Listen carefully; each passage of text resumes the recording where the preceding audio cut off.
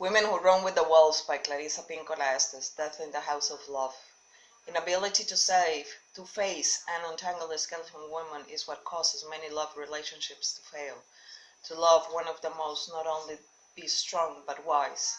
Strength comes from the spirit. Wisdom comes from the experience with skeleton women.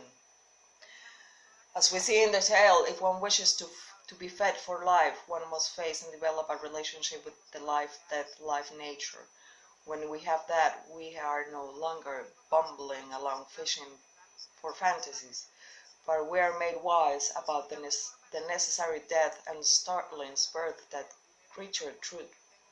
create true relationship.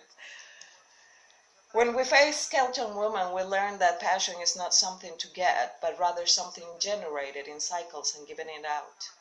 It is skeleton woman who demonstrates a shared living together through all increases and decreases.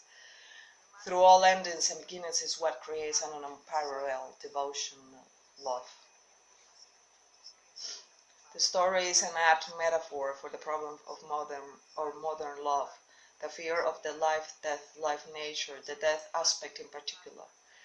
In much of Western culture, the original character of the death nature has been covered over by various dogmas and doctrines until it is split off from its other half, life. We have erroneously been trained to accept a broken form of one of the most profound and basic aspects of the wild nature. We have been taught that death is always followed by more death. It is simply not so. Death is always the process of incubating new life, even when one's existence has been cut down to the bones. Rather than seeing the archetypes of death and life as opposite, they must be held together, and the left and right side is a single thought. It is true that within a single love relationship there are many endings, yet somehow and somewhere in the delicate layers of the being that is created when two people love one another, there is both a heart and a breath.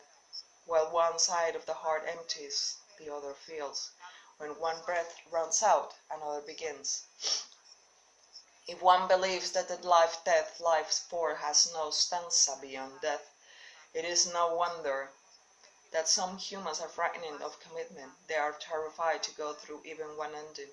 They cannot bear to pass from the veranda into the inner rooms. They are fearful, for they sense that there in the breakfast room of the house, love sits Lady Death, tapping her toe, folding and refolding her gloves. Before her is a work list, on one side what is living, on the other what is dying. She means to Kenny though. She means to maintain the balance. The archetype of life-death life force is grossly misunderstood throughout many modern cultures. Some no longer understand that Lady Death represents an essential creation pattern. Through her loving ministrations, life is renewed. In many folklores, the female figures of death often receive much sensational press. She carries I have no idea how you pronounce that, a scythe,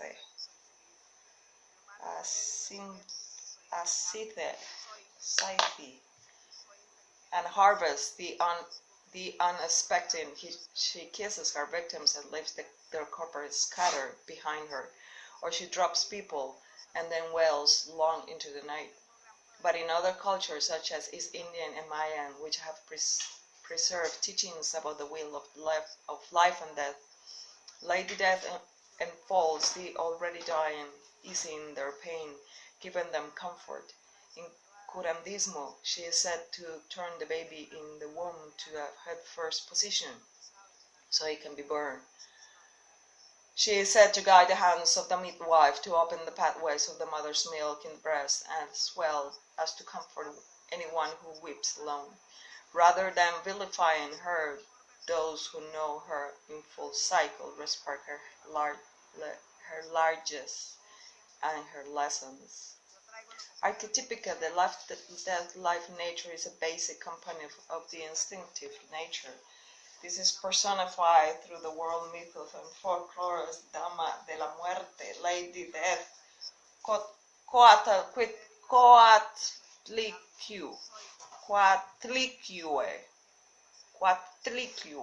Hell, Berchta, Kuan Yin, Baba Yaga, Lady in White, Compassionate Nightshade, as a group of women called by the greats Graye, the great ladies, from the Banshee in her carriage made of night cloud, to La Llorona, the weeping woman at the river, from the dark angel who brushes humans with a wingtip collapsing into the ecstasy and swamp fire that appears when death is imminent. Stories are filled with these remnants of all creation, goddess personifications. Much of our knowledge of the life nature is contaminated by our fear of death. Therefore, our abilities to move with the cycles of this nature are quite frail. These force us not to do something to us. They are not thieves who rob us of the things we cherish. This nature is not a hit-and-run driver who smashes what we value.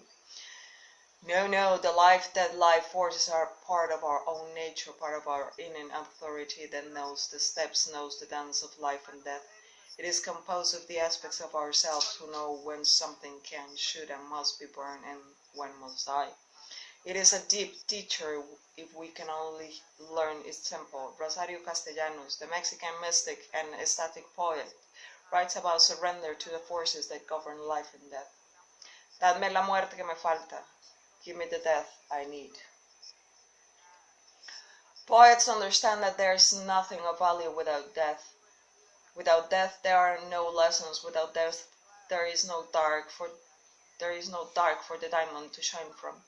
While those who are initiated are unafraid of Lady Death, the culture often encourages that we throw skeleton women over the cliffs, for not only is she fearsome, it takes too long to learn her ways. A soulless world encourages faster, quicker thrashing about to find the one filament that seems to be the one that will boom forever and right now.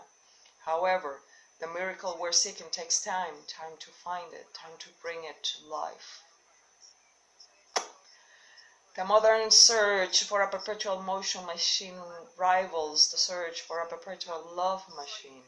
It is not surprising that people trying to love become confused and harassed in the story, the red shoes, and dance a mad dance, unable to stop a frantic jig, and whirl right past the things they and their deepest heart cherish most.